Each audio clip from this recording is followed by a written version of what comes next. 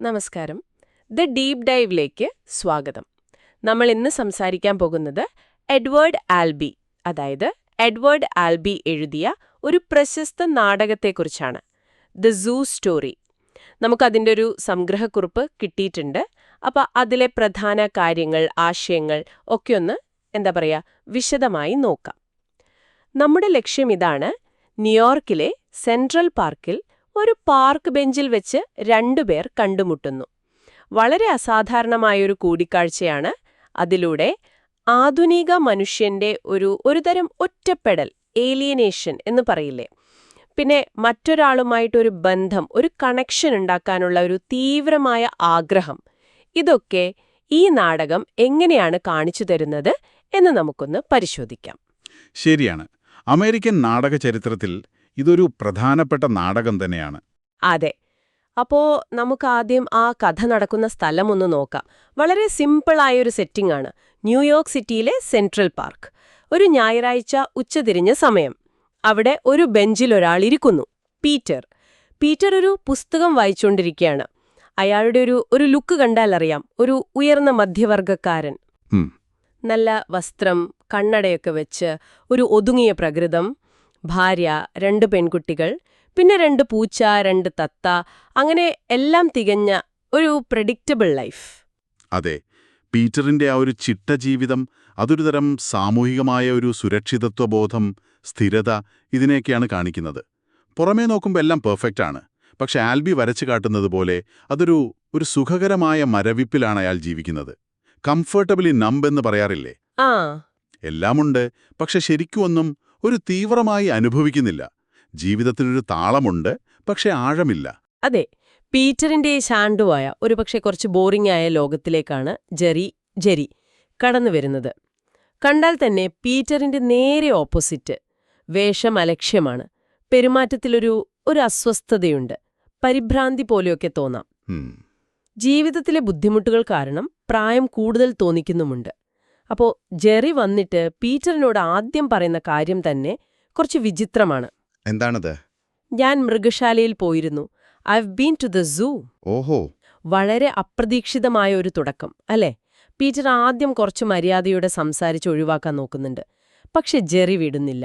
എന്നിട്ട് പീറ്ററിന്റെ പേഴ്സണൽ കാര്യങ്ങളിലേക്ക് കടക്കുകയാണ്. തുരുതുര ചോദ്യങ്ങൾ, ഭാര്യയെപ്പറ്റി, കുട്ടികളെപ്പറ്റി, വളർത്തുമൃഗങ്ങളെപ്പറ്റി, വരുമാനത്തെപ്പറ്റി. ശരി, നമുക്കിതൊന്ന് ഡീറ്റെയിൽ ആയി നോക്കാം. എന്തിനാണ് ജെറി ഇങ്ങനെ ചെയ്യുന്നത്? വെറുതെ ഒരു സൗഹൃദം തുടങ്ങാനാണോ, അതോ? അതെ, അതാണോ ഉദ്ദേശം? അല്ല, ഇവിടെ ശ്രദ്ധിക്കേണ്ട കാര്യം എന്താണെന്ന് വെച്ചാ, ജെറിയുടെ ലക്ഷ്യം അതല്ല. ഇതൊരു സാധാരണ സംഭാഷണമല്ല. ശരിക്കും അതൊരു സോഷ്യൽ സൈക്കോളജിക്കൽ എക്സ്പെരിമെന്റ് ആണ്. പീറ്ററിന്റെ ജീവിതത്തിലെ ഓരോ കാര്യങ്ങളും അയാൾ ചോദിക്കുന്നത് ആ ഭദ്രതയുടെ പുറകിലെ പൊള്ളത്തരം കാണിക്കാനാണ്. പീറ്റർ ഉണ്ടാക്കിയെടുത്ത ഒരു മാന്യതയുടെ കോട്ടയില്ലേ, അത് തകർക്കണം. ഉള്ളിലെ യഥാർത്ഥ മനുഷ്യനെ പുറത്തു കൊണ്ടുവരണം. അത് ദേഷ്യമാവാം, പേടിയാവാം, വെറുപ്പാവാം, എന്തായാലും ഒരു റിയാക്ഷൻ വേണം, ഒരു യഥാർത്ഥ പ്രതികരണം. അതെ, ഒരു യഥാർത്ഥ ബന്ധം, ഒരു കണക്ഷൻ. അത് പക്ഷേ സംഘർഷത്തിലൂടെയാണെങ്കിൽ പോലും ജെറിക്കത് വേണം. എനിക്ക് തോന്നുന്നു പീറ്ററിന്റെ ആ അടങ്ങി ഒതുങ്ങിയ ലോകത്തെ ഒന്ന് പിടിച്ചു കുലുക്കണം. അതാണ് ജെറിയുടെ ആവശ്യം. ഒരു റെസ്പോൺസ് കിട്ടിയേ പറ്റൂ. സംഭാഷണം പിന്നെ ജെറിയുടെ സ്വന്തം ജീവിതത്തിലേക്ക് തിരിയുന്നുണ്ട്. അവിടെയാണ് കാര്യങ്ങൾ കുറച്ചുകൂടി കോംപ്ലിക്കേറ്റഡ് ആവുന്നത്, കുറച്ച് ഭയാനകവും. അയാൾ താമസിക്കുന്ന ഒരു വാടക കെട്ടിടത്തെക്കുറിച്ചും അവിടുത്തെ ലാൻഡ് ലോഡിന്റെ ഒരു പട്ടിയെക്കുറിച്ചും പറയുന്നുണ്ട്. ആ പട്ടിയുടെ കഥ, ദി ഡോഗ് സ്റ്റോറി. അതെ, വളരെ നീണ്ടൊരു കഥയാണിത്. നാടകത്തിലെ വളരെ പ്രധാനപ്പെട്ട ഒരു ഭാഗമാണല്ലേ? തീർച്ചയായും. ആ കഥ ശരിക്കും ജെറിയുടെ ജീവിതത്തിന്റെയും ലോകത്തോടുള്ള അവന്റെ ഒരു കാഴ്ചപ്പാടിന്റെയും ഒരു ചെറിയ പതിപ്പ് തന്നെയാണ്, ഒരു മൈക്രോകോസം. കഥ ഏകദേശം ഇങ്ങനെയാണ്. ആ പട്ടി ജെറിയെ കെട്ടിടത്തിൽ കയറുമ്പോഴൊക്കെ ആക്രമിക്കാൻ വരും. ഇത് സ്ഥിരമായപ്പോൾ ജെറി ആദ്യം അതിനെ കൊല്ലാൻ നോക്കി, വിഷം കൊടുത്തു, ഹാംബർഗറിൽ വിഷം വെച്ചുകൊടുത്തു. എന്നിട്ടോ? പക്ഷെ പട്ടി ചത്തില്ല, കൂടുതൽ ക്ഷീണിച്ചു എന്നേ ഉള്ളൂ. ഇത് കണ്ടപ്പോൾ ജെറിക്ക് വല്ലാത്തൊരു കുറ്റബോധം, സഹതാപം ഒക്കെ തോന്നി. അപ്പൊ പിന്നെ അയാള് രീതി മാറ്റി. പട്ടിയുമായിട്ടൊരു സമാധാനത്തിലെത്താൻ നോക്കി, ദയ കാണിച്ചു. കൂടുതൽ ഹാംബർഗറൊക്കെ വാങ്ങിക്കൊടുത്ത് അതിനെ മെരുക്കാൻ ശ്രമിച്ചു. ഈ പട്ടി ജെറിയെ സംബന്ധിച്ചിടത്തോളം ഈ ലോകം പോലെയാണ്. ശത്രുതയുള്ള, പ്രവചിക്കാൻ പറ്റാത്ത, എളുപ്പത്തിലൊന്നും കീഴടങ്ങാത്ത ഒന്ന്. ഉം. അപ്പോ അതിനെ ക്രൂരത കൊണ്ട് നശിപ്പിക്കാനുള്ള ശ്രമവും പരാജയപ്പെട്ടു, ദയ കാണിച്ച് കീഴടക്കാനുള്ള ശ്രമവും പരാജയപ്പെട്ടു. അതാണ് ജെറി തിരിച്ചറിയുന്നത്. അവസാനം അവർക്കിടയിലുണ്ടായത് ഒരു തരം അകൽച്ചയിലുള്ള ഒരു സഹിഷ്ണുതയാണ്. മ്യൂച്വൽ ടോളറൻസ് എന്ന് പറയില്ലേ. ആ. പട്ടി ഇപ്പോഴും ഉണ്ട്, ജെറിയും ഉണ്ട്. അവർ പരസ്പരം ഉപദ്രവിക്കുന്നില്ല, പക്ഷെ സ്നേഹിക്കുന്നുമില്ല. ഒരു ജീവിയുമായിട്ട്, അതും ഇങ്ങനെ അക്രമകാരിയായ ഒരു പട്ടിയുമായിട്ട് ജെറിക്കുണ്ടാക്കാൻ പറ്റിയ ഏറ്റവും അടുത്ത ബന്ധം ഇതാണെന്ന് ഓർക്കുമ്പോൾ അയാളുടെ ആ ഏകാന്തതയുടെ ആഴം നമുക്ക് ഊഹിക്കാം. ഭീകരമാണത്. അതിൽ നിന്നാണ് ജെറി ആ പ്രധാനപ്പെട്ട ഒരു നിഗമനത്തിലെത്തുന്നത്, അല്ലേ? അതെ. ദയയോ ക്രൂരതയോ ഓരോന്നും ഒറ്റയ്ക്ക് ഒരു ഫലവും ഉണ്ടാക്കുന്നില്ല. Neither kindness nor cruelty by themselves creates any effect. ഈ ലോകവുമായിട്ട് ഇടപെടാൻ ഈ രണ്ട് വഴികളും ശരിയാവുന്നില്ല എന്നാണ് അയാൾക്ക് മനസ്സിലാവുന്നത്. ഈ പട്ടിയുടെ കഥയിലൂടെ ജെറി ശരിക്കും പീറ്ററിന്റെ ഉള്ളിലേക്ക് എത്താൻ നോക്കുകയാണ്. അയാളുടെ ആ ഒരു പ്രതിരോധം തകർക്കാൻ ശ്രമിക്കുകയാണ്. പക്ഷെ പീറ്റർ അപ്പോഴും മുഴുവനായിട്ട് വഴങ്ങുന്നില്ല. അയാൾക്ക് അസ്വസ്ഥതയൊക്കെയുണ്ട്, പക്ഷെ ആ മാന്യത വിടുന്നില്ല. അപ്പൊ സംഭാഷണം കൊണ്ട് കാര്യമില്ലെന്ന് വരുമ്പോ ജെറി എന്തു ചെയ്യുന്നു? സംഭാഷണം ഫലിക്കുന്നില്ലെന്ന് കാണുമ്പോൾ ജെറി അടുത്ത അടവെടുക്കുന്നു. അയാൾ പിന്നെ ഫിസിക്കൽ പ്രൊവക്കേഷനിലേക്ക് കടക്കുകയാണ്. ശാരീരികമായി പ്രകോപിപ്പിക്കുന്നു. അതെ. പീറ്ററിനെ തോണ്ടുന്നു, കളിയാക്കുന്നു, ചീത്ത പറയുന്നു. അവസാനം ആ ബെഞ്ച് നിന്ന് പീറ്ററിനെ എഴുന്നേൽപ്പിക്കാൻ നിർബന്ധിക്കുന്നു. ആ ബെഞ്ച് ഒരു യുദ്ധക്കളം പോലെ ആവുകയാണ്. ആ ബെഞ്ചിന് അത്രയ്ക്ക് പ്രാധാന്യമുണ്ടോ അവിടെ? ഉണ്ട്, തീർച്ചയായും ഉണ്ട്. ആ പാർക്ക് ബെഞ്ച് അത് പീറ്ററിനെ സംബന്ധിച്ച് അയാളുടെ ഒരു പേഴ്സണൽ സ്പേസാണ്. ടെറിട്ടറി എന്ന് പറയില്ലേ. അയാളുടെ ആ ചിട്ടപ്പെടുത്തിയ സുരക്ഷിതമായ ലോകത്തിന്റെ ഒരു ഭാഗമാണത്. അപ്പോ ആ ബെഞ്ചിനു വേണ്ടി വഴക്കിടാൻ ജെറി നിർബന്ധിക്കുമ്പോൾ അത് വെറുമൊരു സ്ഥലത്തിനു വേണ്ടിയുള്ള തർക്കമല്ല. അത് പീറ്ററിന്റെ ജീവിത രീതിയെ, അയാളുടെ അസ്തിത്വത്തെ, അയാൾ വിശ്വസിക്കുന്ന സാമൂഹ്യക്രമങ്ങളെയൊക്കെ ചോദ്യം ചെയ്യലാണ്. ശരിയാണ്. പീറ്ററിന് അതുവരെ അങ്ങനെ ഒരു വെല്ലുവിളി നേരിടേണ്ടി വന്നിട്ടില്ല. അവിടെ നിന്നാണ് നാടകം അതിന്റെ ഏറ്റവും ഭയാനകമായ ക്ലൈമാക്സിലേക്ക് പോകുന്നത്. ജെറി ഒരു കത്തിയെടുക്കുന്നു. പക്ഷെ അത് പീറ്ററിനെ നേരെ നീട്ടുകയല്ല ചെയ്യുന്നത്. ആ കത്തി ബെഞ്ചിന്റെ അടുത്തേക്കിട്ടിട്ട് ബെഞ്ചിനു വേണ്ടി തന്നോട് ഫൈറ്റ് ചെയ്യാൻ വെല്ലുവിളിക്കുന്നു. പീറ്റർ ആകെ പേടിച്ചുപോയി. സ്വയം രക്ഷിക്കാൻ അയാൾ ആ കത്തി കയ്യിലെടുത്തിങ്ങനെ പ്രതിരോധിക്കാൻ നിൽക്കുന്ന അതേ നിമിഷം എന്ത് സംഭവിച്ചു? ജെറി മുന്നോട്ട് പാഞ്ഞ് ആ കത്തിയിലേക്ക് വീഴാണ് ചെയ്യുന്നത്. സ്വയം കുത്തുകയാണ്. അവിശ്വസനീയം. അതെ, വളരെ ഞെട്ടിക്കുന്നൊരു രംഗമാണത്. ഇതിനെ നമ്മളൊരു സാധാരണ ആത്മഹത്യയായിട്ട് കാണാൻ പറ്റില്ല. നാടകത്തെക്കുറിച്ചുള്ള പഠനങ്ങളിലൊക്കെ ഇതിനെ പ്രേരിത ആത്മഹത്യ എന്നാണ് പറയുന്നത്. Provoked suicide. പ്രേരിത ആത്മഹത്യ. അതെ. അതായത് ജെറി സ്വയം മരിക്കുക മാത്രമല്ല, പീറ്ററിനെ ആ മരണത്തിലൊരു പങ്കാളിയാക്കുകയാണ്. മനഃപൂർവ്വം ഒരു നിർബന്ധിത ഉത്തരവാദിത്തം അടിച്ചേൽപ്പിക്കുകയാണ്. താൻ ജീവിതകാലം മുഴുവൻ തേടിയ ആ ഒരു യഥാർത്ഥ മാനുഷിക സമ്പർക്കം, ആ ഒരു പ്രതികരണം, അത് മരണത്തിലൂടെയാണെങ്കിലും പീറ്ററിൽ നിന്ന് അയാൾ നേടിയെടുക്കുന്നു. ഇത് വലിയൊരു ചോദ്യം ഉയർത്തുന്നുണ്ടല്ലേ? തീർച്ചയായും. ഈ ഒരു സംഭവം കൊണ്ട് പീറ്റർ ഇനി ഒരിക്കലും പഴയ ആളായിരിക്കില്ല. ജെറിയുടെ അവസാനത്തെ വാക്കുകളും ശ്രദ്ധിക്കണം.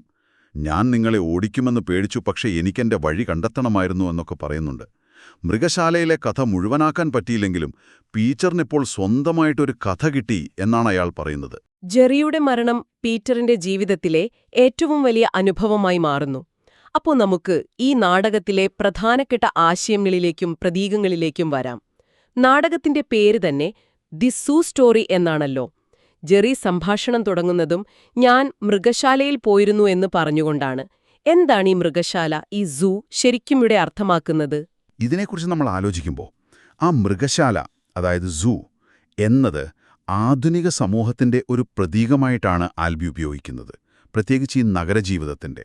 മനുഷ്യർ അവരവരുടെ അപ്പാർട്ട്മെന്റ് എന്ന കൂടുകളിൽ, അല്ലെങ്കിൽ സാമൂഹിക കെട്ടുപാടുകൾ എന്ന അഴികൾക്കുള്ളിൽ വൈകാരികമായി ഒറ്റപ്പെട്ട് മൃഗങ്ങളെപ്പോലെ ജീവിക്കുന്നു.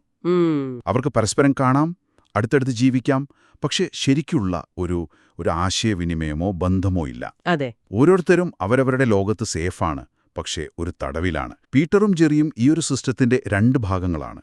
രണ്ടുപേരും അവരവരുടെ കൂടുകളിലാണ്. ജെറി മൃഗശാലയിൽ പോയിട്ട് മനുഷ്യർ മൃഗങ്ങളെ നോക്കുന്നതും മൃഗങ്ങൾ മനുഷ്യരെ നോക്കുന്നതും കണ്ടു എന്ന് പറയുമ്പോൾ, അതെ, ആ പരസ്പരം തുറിച്ചു നോക്കുന്നതിനപ്പുറം ഒരു ബന്ധമില്ലായ്മയാണ് അവിടെ സൂചിപ്പിക്കുന്നത്. പീറ്ററിന്റെ ജീവിതത്തെക്കുറിച്ച് നമ്മൾ പറഞ്ഞല്ലോ. പുറമേ നിന്ന് നോക്കുമ്പോൾ അതൊരു അമേരിക്കൻ സ്വപ്നം പോലെയാണ്, അമേരിക്കൻ ഡ്രീം. നല്ല ജോലി, കുടുംബം, സൗകര്യങ്ങളൊക്കെയുണ്ട്. പക്ഷേ നാടകം ഈ സ്വപ്നത്തെ എങ്ങനെയാണ് കാണുന്നത്? ഒരു വിജയമായിട്ടാണോ? അല്ല, നാടകം പീറ്ററിന്റെ ജീവിതത്തെ ഒരു വിജയമായിട്ടല്ല കാണിക്കുന്നത്.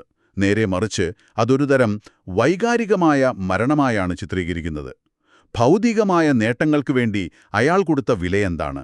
യഥാർത്ഥ വികാരങ്ങളോ ആഴത്തിലുള്ള ബന്ധങ്ങളോ തീവ്രമായ അനുഭവങ്ങളോ ഇല്ലാത്ത ഒരു ശൂന്യമായ ജീവിതം. ഒരു സ്വർണ്ണക്കൂട് പോലെ. അതെ, അതുതന്നെ.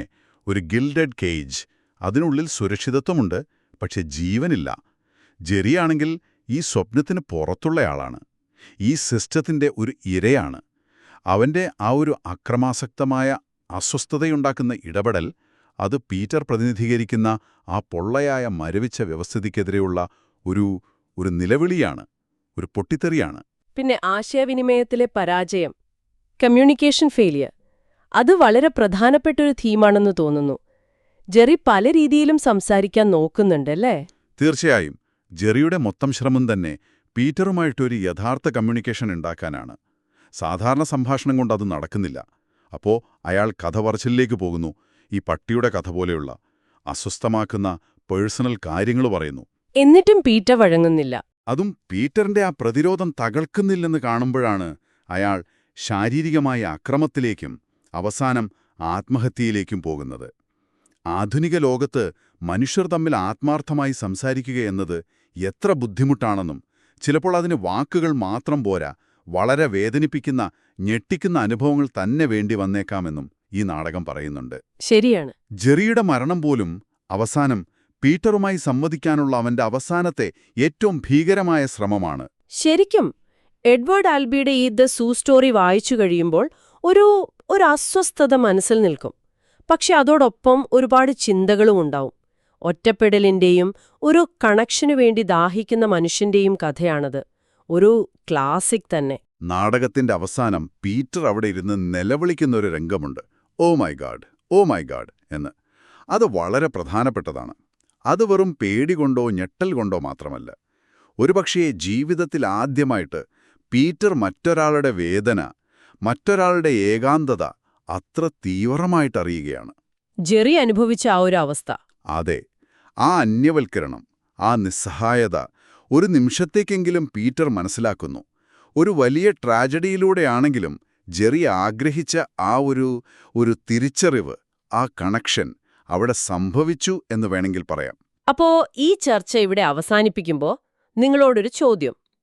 ഈ നാടകം എഴുതിയത് 1950കളിലെ അമേരിക്കയിലാണ്. പക്ഷേ ഇതിലെ വിഷയങ്ങൾക്ക് ഇന്നും പ്രസക്തിയില്ലേ? നമ്മളൊക്കെ ജീവിക്കുന്ന ഈ ലോകത്തും നമ്മൾ അറിയാതെ ഉണ്ടാക്കിയെടുത്ത മൃഗശാലാ കൂടുകളുണ്ടാവുമോ? ഈ സാമൂഹിക മര്യാദകളുടെയും പേടികളുടെയും ഒക്കെ അതിർത്തി കടന്ന് മറ്റൊരാളുമായിട്ട് ശരിക്കും ഒന്ന് സംസാരിക്കാൻ, അവരുടെ ലോകത്തേക്ക് ഒന്നിറങ്ങിച്ചെല്ലാൻ, ഒരു യഥാർത്ഥ ബന്ധമുണ്ടാക്കാൻ നമ്മളൊക്കെ എത്രത്തോളം തയ്യാറാവുന്നുണ്ട്? അതോ നമ്മളും പലപ്പോഴും പീറ്ററിനെ പോലെ നമ്മുടെ ആ സേഫായ ബെഞ്ചുകളിൽ തന്നെ ഇരിക്കാനാണോ ഇഷ്ടപ്പെടുന്നത്? എന്തായാലും ഈ വിഷയത്തിൽ കൂടുതൽ താൽപ്പര്യമുണ്ടെങ്കിൽ എഡ്വേർഡ് ആൽബിയുടെ ദ സൂ സ്റ്റോറി വായിക്കുന്നത് നല്ലൊരു അനുഭവമായിരിക്കും. ഇന്നത്തെ ഈ സംഭാഷണം നിങ്ങൾക്ക് ഇഷ്ടപ്പെട്ടു, ഉപകാരപ്രദമായി എന്ന് കരുതുന്നു. അടുത്ത തവണ പുതിയൊരു വിഷയവുമായി നമുക്ക് വീണ്ടും കാണാം. നന്ദി.